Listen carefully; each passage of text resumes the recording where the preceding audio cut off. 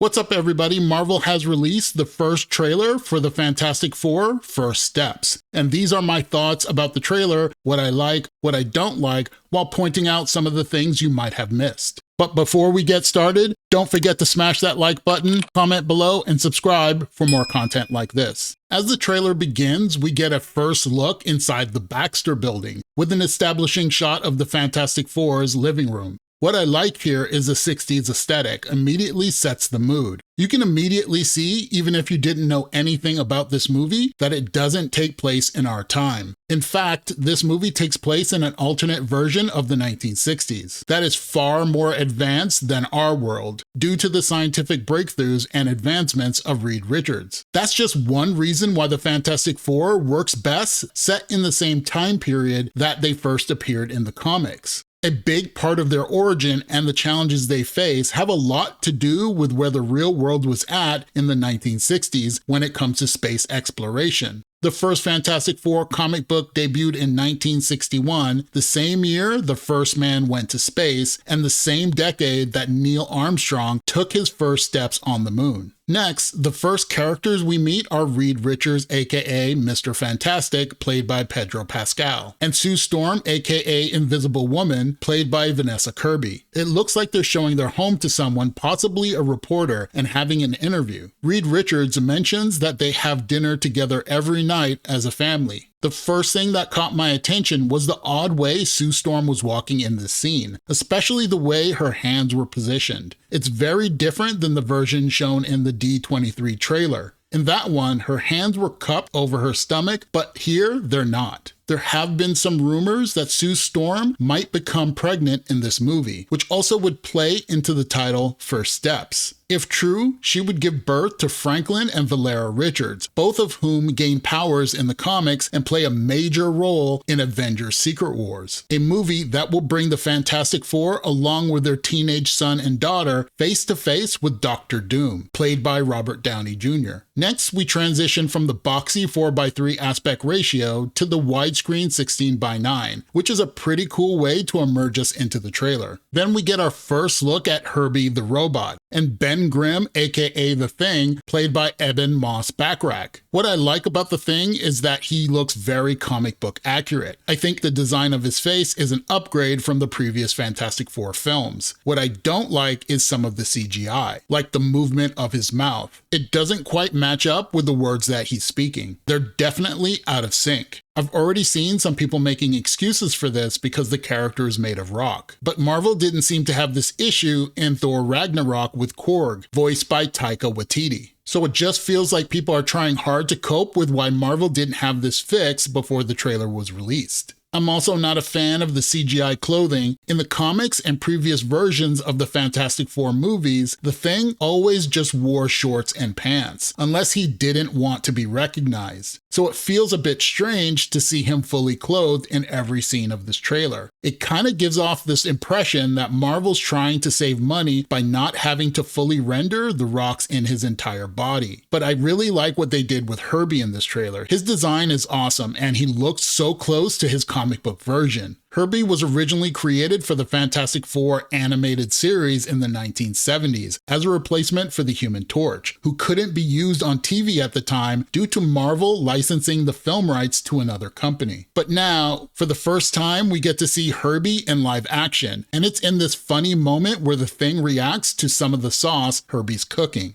Okay.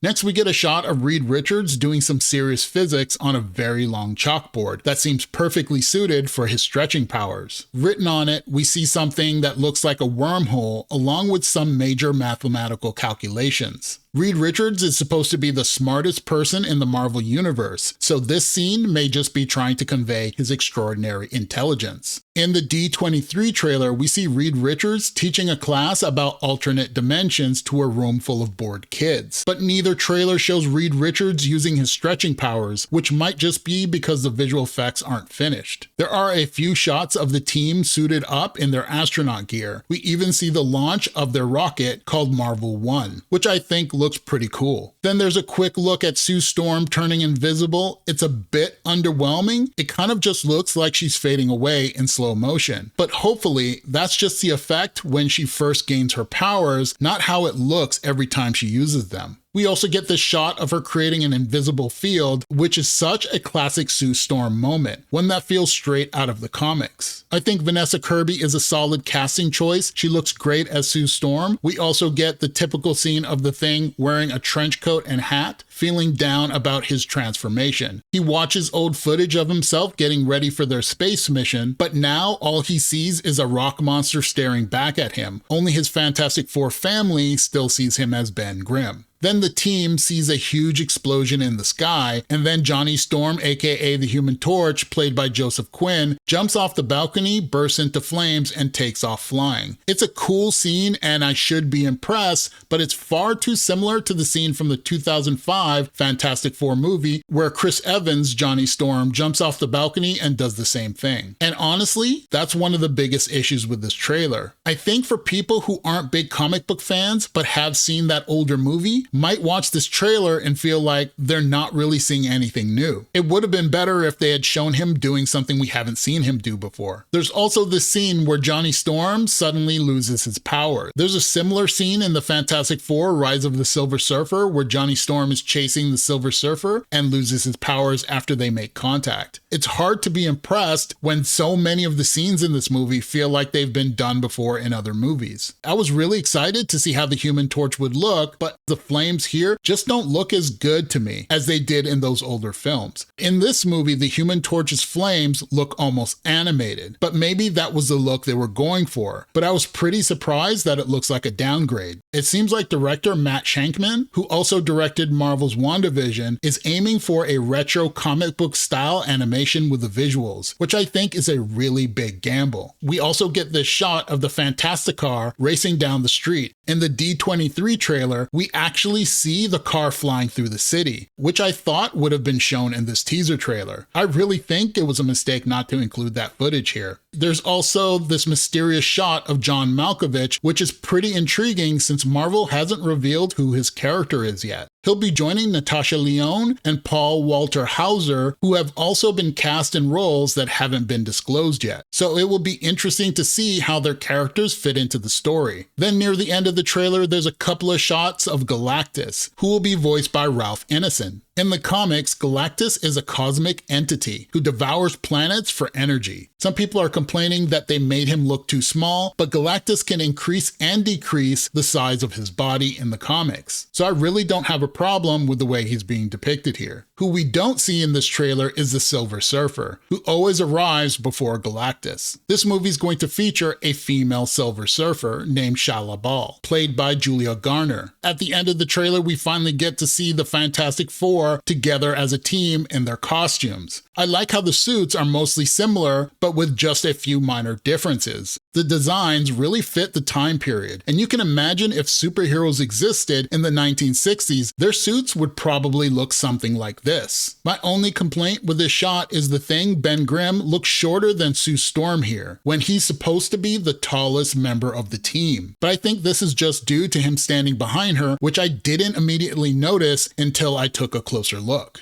Something else I wanted to mention is the score. I really like the Fantastic Four lyric they've got going on here. I think it really fits the movie's time period. It's a fun throwback to when they used to incorporate the movie title into the main theme, which was really popular back in the day. Overall, I liked the trailer, but I wasn't exactly blown away by the visuals or by the action. But I get it, it's the Fantastic Four. It's been made into a movie 4 times already. So the pressure to come up with something totally original is probably a bigger challenge than it would be for another Marvel property. But what do you think about the Fantastic Four First Steps teaser trailer? Did you like it or did you dislike it? Tell me your thoughts in the comments below because I really want to know what you think. And don't forget to like and subscribe to the Cinema Maverick channel for more content like this. Thanks for watching, and I'll see you in the next video.